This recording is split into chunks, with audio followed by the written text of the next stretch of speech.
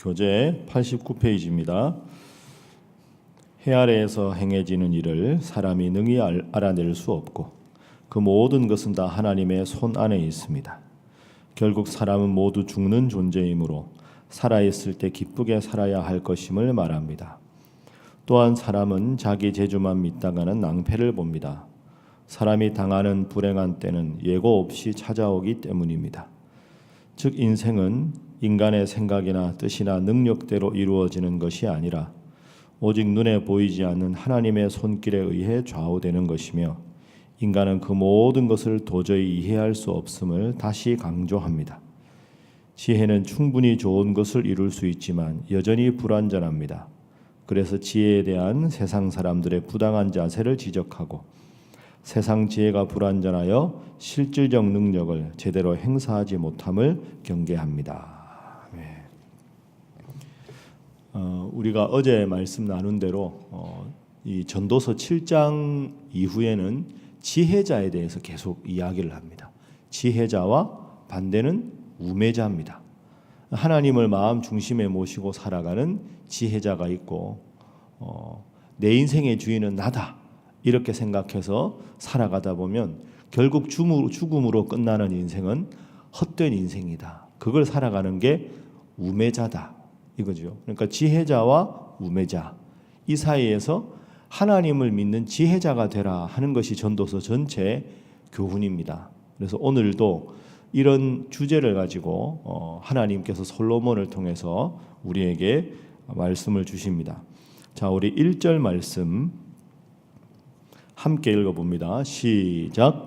이 모든 것을 내가 마음에 두고 이 모든 것을 살펴본즉 의인들이나 지혜자들이나 그들의 행위나 모두 다 하나님의 손안에 있으니 사랑을 받을는지 미움을 받을는지 사람이 알지 못하는 것은 모두 그들의 미래의 일들임이니라. 아멘.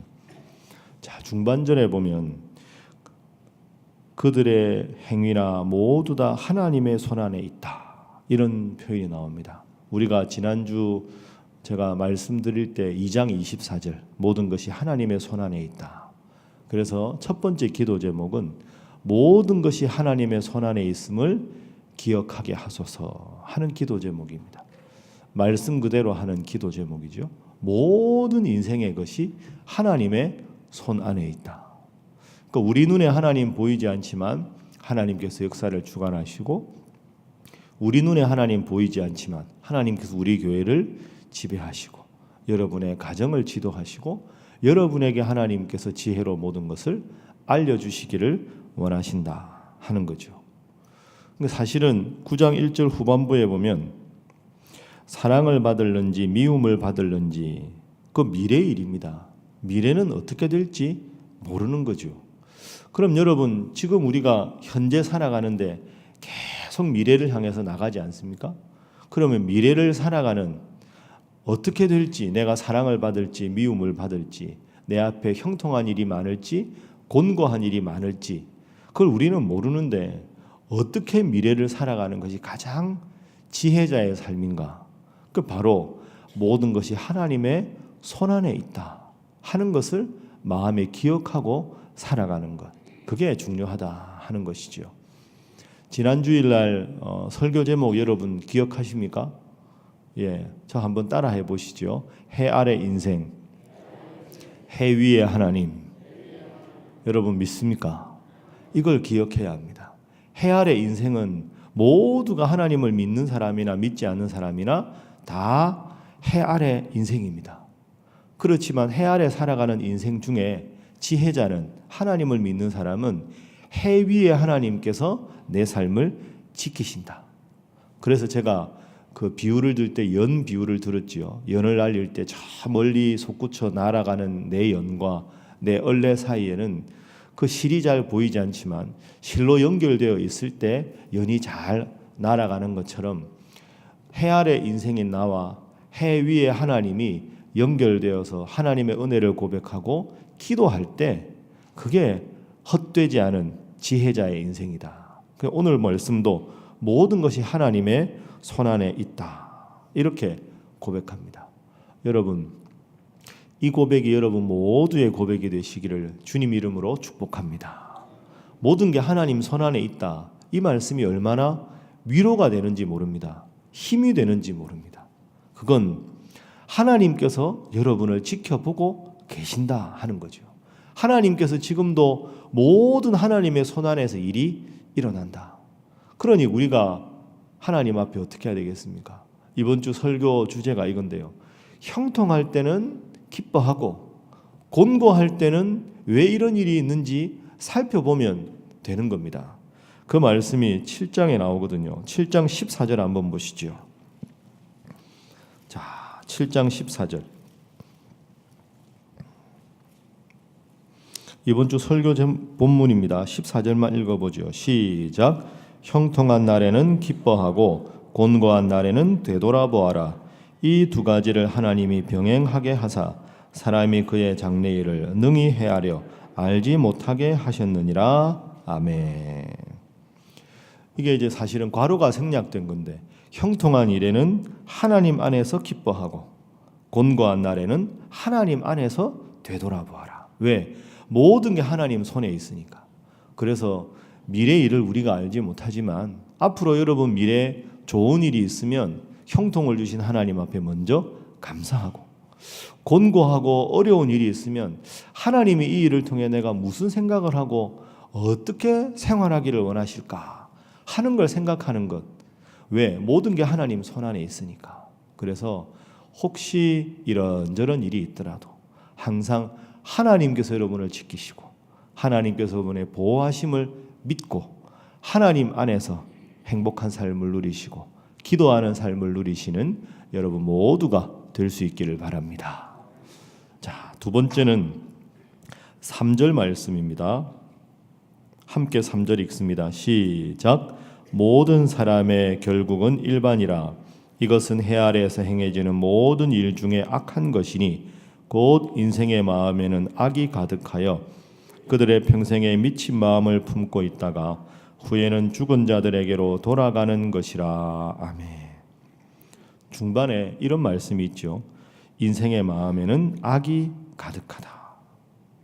모든 사람은 완벽하게 선한 사람은 세상에 없습니다. 저 사람은 반드시 내 편이다. 그런 절대적인 건 하나님밖에 없는 거죠. 첫 번째 교훈은 모든 게 하나님 손안에 있음을 믿게 하소서. 두 번째 교훈은 사람을 의지하지 않게 하소서. 어떤 경우도 사람을 의지하면 사람은 하나님이 아니기 때문에 시험 들게 되고 상처를 받게 됩니다. 3절에 인생의 마음에는 악이 가득하다. 물론 상대적으로 더 악한 사람이 있고 좀 더 선한 사람이 있지만 하나님 앞에서 완전한 의인은 없는 거죠. 여러분도 한번 생각을 해보세요. 예수님께서 12제자들과 3년을 동거동락하셨지 않습니까? 그런데 결국 예수님을 배반하는 사람은 가룟 유다입니다. 이게 참 심각하지만 의미 있는 교훈입니다. 여러분 논리적으로 생각하면 12명을 저도 아니고 여러분도 아니고 예수님이 함께 데리고 다니셨는데 죽은 사람도 살리시고 안진뱅이도 일으키시고 소경도 보게 하시고 하나님 말씀 다 전해주시고, 그냥 우리 생각에 예수님하고 한 1년 살면 예수님 같이는 안 돼도 예수님 조카 정도는 돼야 이게 좀 그래도 제자 아니겠습니까? 그런데 예수님을 배반하는 사람들, 예수님 십자가에 못 박힐 때 다 도망간 사람들은 무리가 아니었습니다.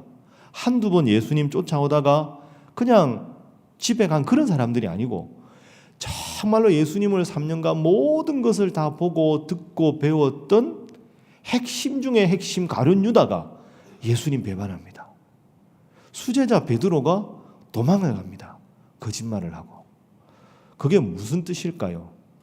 예수님도 그랬으니 나도, 이게 아니고요. 사람은 결국 부족할 수밖에 없는 거죠. 베드로라도 안드레라도 야고보 요한이라도 가장 신뢰를 받아서 돈주머니를 맡던 가룟 유다가 예수님을 배반하는 겁니다. 그게 우리에게 주는 교훈이 참 의미 있는 교훈이라고 생각합니다. 여러분 모든 것이 하나님의 손안에 있습니다. 때로 힘들고 어려울 때 있으시죠. 답답할 때도 있고 오해받을 때도 있고 왜 이렇게 생각을 할까? 그런 일이 있을 때 너무 그걸 인간적으로 해결하려고 하지 마십시오. 하나님의 손안에 있습니다. 하나님 앞에 기도하면 됩니다. 오해는 풀리기 망정이고 풀릴 수밖에 없는 것이고 잘못된 정보는 바로 될 수밖에 없는 거지요. 모든 사람은 완전하지 않습니다. 사람을 의지해서 상처받는 것 썩 그거 좋은 거 아니죠. 너무 사람 의지하지 말고 누구의 손에 있다고요? 하나님의 손에 있다. 그래서 서로 우리 성도들끼리나 가족들끼리나 우리 동료들끼리 좋은 관계를 유지하고 서로 배려하고 사랑을 하되, 그러나 그들에게 우리 예수님 그런 말씀하셨죠. 그들과 함께 있었으나 그들에게 몸을 의탁하지 않으셨더라. 이게 아주 중요한 말씀입니다. 예수님은 모든 관계에서 최선을 다하셨지만 그들에게 몸을 의탁하지 않으셨다 하는 말은 내가 이만큼 해줬으니 너희들도 이만큼 해줘야지 하는 의탁은 하지 않으셨습니다. 그래서 제가 자주 말씀드리죠. 모든 관계에서 최선을 다하되 인간적인 기대는 하지 않아야 합니다. 그래야 상처를 안 받습니다. 하나님 손에 있음을 반드시 기억하고 그 어떤 사람도 부족함이 있는 인간이거니 생각하고 여러분이 하나님 앞에 바로 선 것으로 항상 만족하고 감사하시는 여러분 모두가 되시기를 주님 이름으로 부탁합니다. 자, 그러면 우리가 하루하루 일상의 삶을 어떻게 살아야 할까? 하나님께 맡기고 사람에게 몸을 의탁하지 않고 그리고 일상을 살아가는 삶의 방식, 그 말씀이 7절부터 10절까지 나옵니다. 자, 우리 7절부터 10절, 자, 4절을 함께 한번 읽어보겠습니다. 시작. 너는 가서 기쁨으로 내 음식물을 먹고 즐거운 마음으로 내 포도주를 마실지어다. 이는 하나님이 내가 하는 일들을 벌써 기쁘게 받으셨음이니라. 내 의복을 항상 희게 하며 내 머리에 향기름을 그치지 아니하도록 할지니라. 내 헛된 평생의 모든 날 곧 하나님이 해 아래에서 내게 주신 모든 헛된 날에 내가 사랑하는 아내와 함께 즐겁게 살지어다. 그것이 내가 평생에 해 아래에서 수고하고 얻은 내 몫이니라. 내 손이 이를 얻는 대로 힘을 다하여 할지어다. 내가 장차 들어갈 소홀에는 일도 없고 계획도 없고 지식도 없고 지혜도 없음이니라. 아멘. 우리가 하루하루 어떻게 살아야 될까? 세 번째 기도 제목은 일상을 축복으로 여기며 살아가게 하소서 하는 겁니다. 그러니까 크고 대단한 것만 집중할 게 아니라 소소한 매일의 일상을 하나님 주신 복이라, 일상이 하나님의 복이다, 그렇게 여기고 살아가라. 그러니까 하나님께서 주셨다 하고 살아가는 것이 지혜자의 삶이라는 겁니다. 7절부터 나오지요. 음식을 먹을 때는 즐겁게 먹고 포도주를 마실 때도 기쁘고 즐겁게 마셔라. 이게 음식과 포도주는 유대인들의 주식이지요. 주로 빵하고 포도주 먹지 않습니까? 먹을 때 어떻게 기쁨으로 먹고 즐겁게 마시라. 그러니까 저기 엄청나게 산에 진미가 있는 그때만 기쁘게 먹지 말고 그냥 하루에 밥을 한 끼 먹어도 맛있게 기쁘게 감사하게 일상의 작은 것에서 하나님의 축복으로 여기고 기쁨을 누려라. 여러분 돌아가시면 소수의 다이어트 하는 분들 제외하고 다 아침 드실 거 아닙니까? 아침 감사하게 드셔야 됩니다. 소화시킬 수 있다는 게 얼마나 감사하고 제가 먹을 수 있다는 게 얼마나 감사한 일입니까? 오늘 아침에 일어난 것도 감사하고 새벽기도 할 수 있는 교회가 있다는 것도 얼마나 감사합니까? 그러니까 밥을 먹어도 맛있게 즐겁게 깨작깨작하고 애들 그러면 화나잖아요. 그럴 필요가 없다.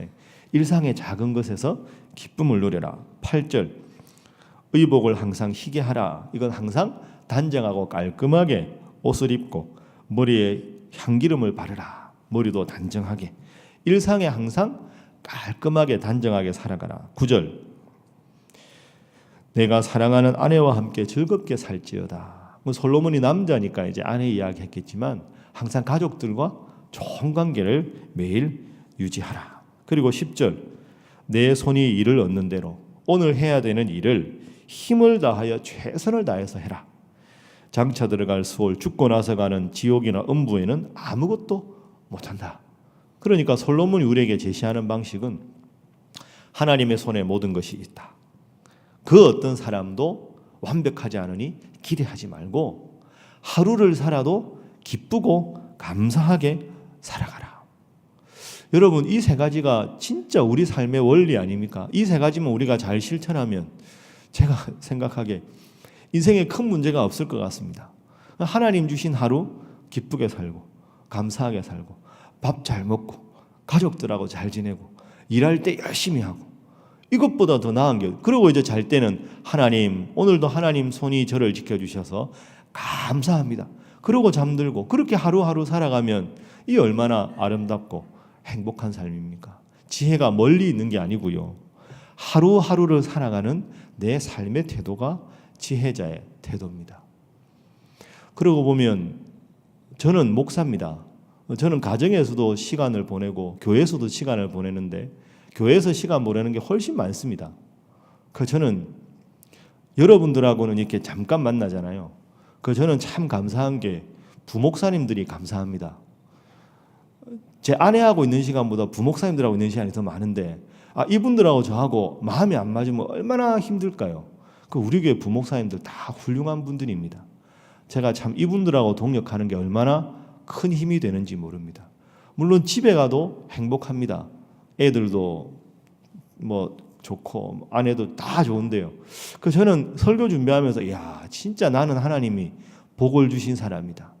교회 가서 목사님들도 잘하고 그리고 우리 교회 직원분들이 얼마나 성실합니까?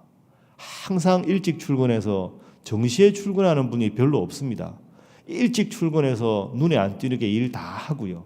여러분 다 가고 나서 퇴근 시간 지나도 다 합니다.